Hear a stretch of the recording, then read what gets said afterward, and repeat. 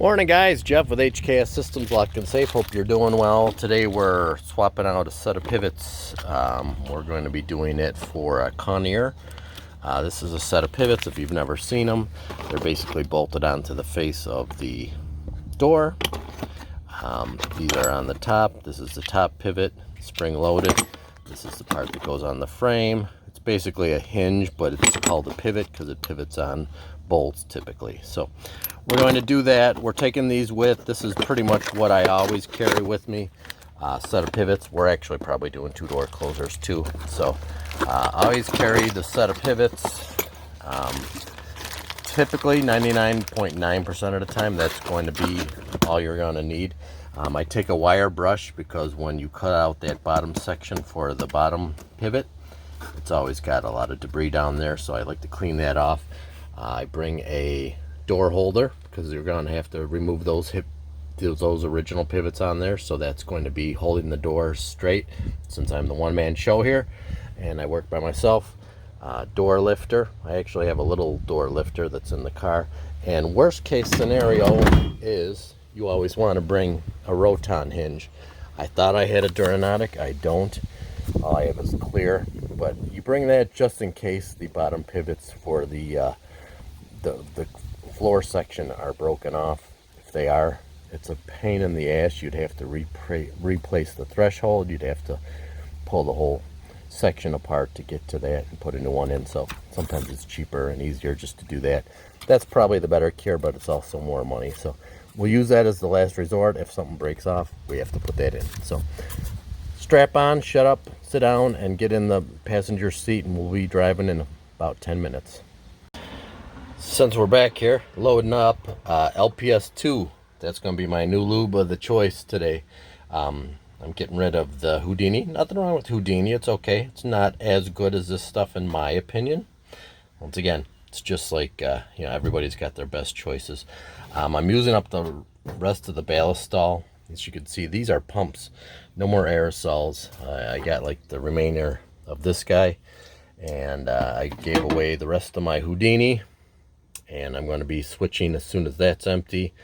The ballast stall is pretty good too. Smells like dead fish, but once that empties out, I'm putting that guy in there because it's a round holder and it holds nice and easy for my holders.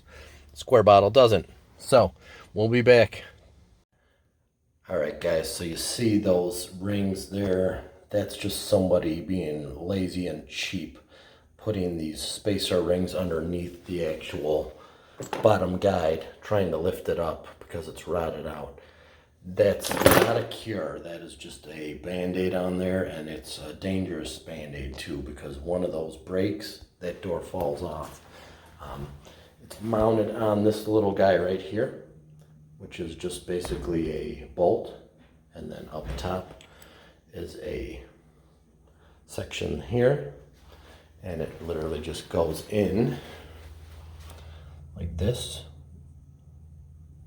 Sorry, I'm trying to film this one-handed, and it sits in that plug tube like that.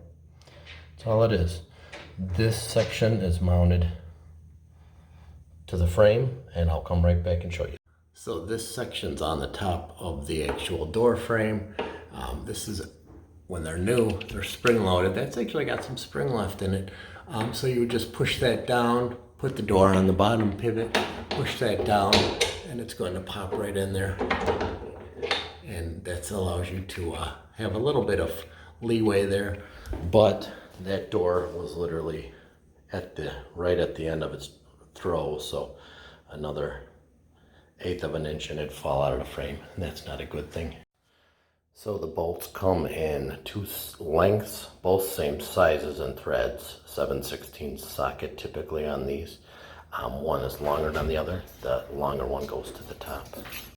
So that guy's popped into place. That guy's in place. Pro tip is to lift it up and down a little bit. Make sure that guy's seat's in there. And then you have a hex key in this bottom section here. And we're going to adjust that in 1 second, and I'll show you the end result. It's going to go from, I don't know, about a 1/4 inch at least down to about an 1/8 inch. We'll be right back.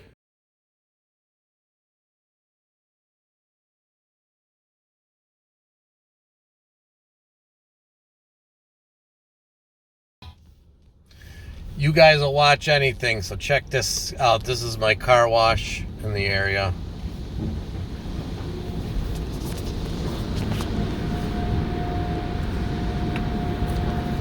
It's pretty cool. It's all,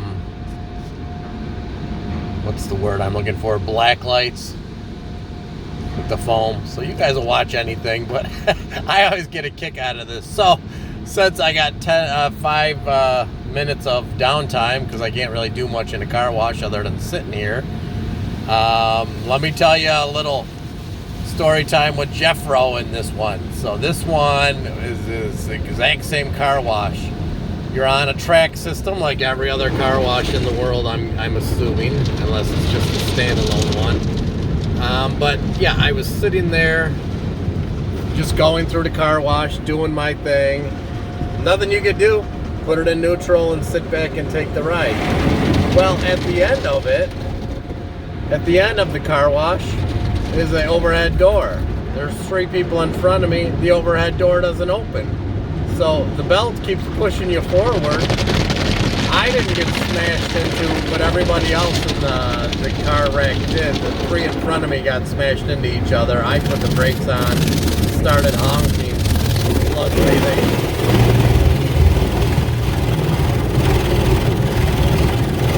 that's really loud.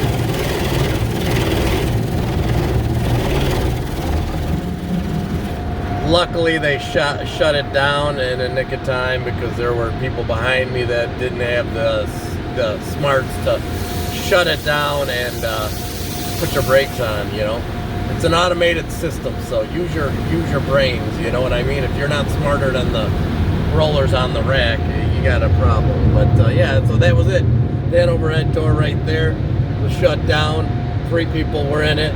The rollers down there were forcing them forward, and they ended up smacking into each other. Not bad, obviously, but enough to make an accident report, which is a pain in the ass. So that's about it. That's my 2.5 minutes of fun there for my story time with Jeffro. Catch you guys later. Have a good day. We'll check in as the days progress. Take care. All right, guys, so we're going to finish up on the Fenders now. Got some Telecasters. They're known for their mostly in country western and blues and some rock. Obviously, Springsteen's the big fan of them as well as other people. But one of the things that actually the curse predates the Stratocaster was actually the Telecaster, which was originally called the No-Caster, which was didn't even have a name on there. So Esquires and Telecasters were like the first run that they had. They typically have a single coil system. You can see the ones I have do not have that. So back in the 50s, when rock and roll was just starting, they were trying to get a big thick sound, and they actually brought in Les Paul, who was obviously of fame for the Gibson Les Paul, and Ted McCarty. Ted McCarty was a pickup designer, very, very smart guy back in the day. He designed a lot of the pickups that were to shape the rock and roll and sound of generations to come. But they made the first humbucker systems, which are, you know, the double-sided coils like these guys. They're really still all based on that kind of premise. So it's a hum-canceling design, and that was like the notorious sound for Gibson. Gibson pretty much ruled that world. No one else was doing that at that time. Fender was still using the single coil systems, and after the 50s, Fender called up Ted McCarty and said, hey, come make us something that we can stay active with. And he did. These were his first inventions. They were called the wide frequency or wide range pickups. They're hum canceling, a very unique sounding, and much more output than the single coils, which were the typical Stratocasters. So that was a big game changer for them. That was like their first thing they had ever done like that. The other thing that was notorious for the Fenders was that they were sort of like a Ford, where they basically mass produced them, and you could swap necks out, swap pickups out, swap parts out, as opposed to the Gibson. The Gibson is more of built like a piece of furniture, where it actually is glued and tied into the whole into the whole body itself. It's locked in place with glue. Very difficult to get out if your neck gets warped or goes bad or breaks, which Gibsons are notorious for breaking the headstocks because of their angle and the way that they are designed. If they fall over, they typically just break that headstock right there. Very, very common for those. But still good guitars. I'm not a huge fan of Gibsons. I prefer Fenders myself. I do have some though over there. I got like 5 of them, but not the hugest fan. But I'm more of a fan of the Fender. So this is the thin line Tele. The thin line means it's a hollow cutaway and Telecaster. This is pretty much the same thing, but it's not hollow. This is a 70s era. You could tell by the headstock, the shape of that one. It's a much larger headstock than the typical Telecasters. Typical Telecasters are a much smaller size. And then this one in the middle is actually what's called a Cabronita. The Cabronita is basically a hot-rodded sort of one. It's got what's called Fidelitron type pickups in there. Once again, they were sort of a special run of pickups in there. They're very unique. I'm sure if you heard them, you'd probably right away know what they were from. It's basically like a rockabilly type rock, very much like the 50s, 60s rockabilly stuff. So that's what those are known for, and they got a really unique sound to them.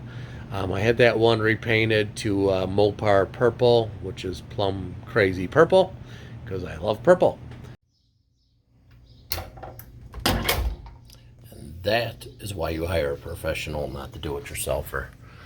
This is a new door we put in, double door. It's really rough shape. Had a golf course in the area. This is just used for delivery, so we did a quick release and slide bolt on there, locked on there. Electrified time system. Not a big fan of those, but that's what they had here, so that's what they wanted. So good to go. If you need service for that, give us a call. It's an electrified trim, so this stays rigid until the timer goes off. The timer will then energize this and allow that to move up and down to retract the latch. If you need that, give us a call. HKS Systems Lock and Safe, 847-204-7046. Thanks.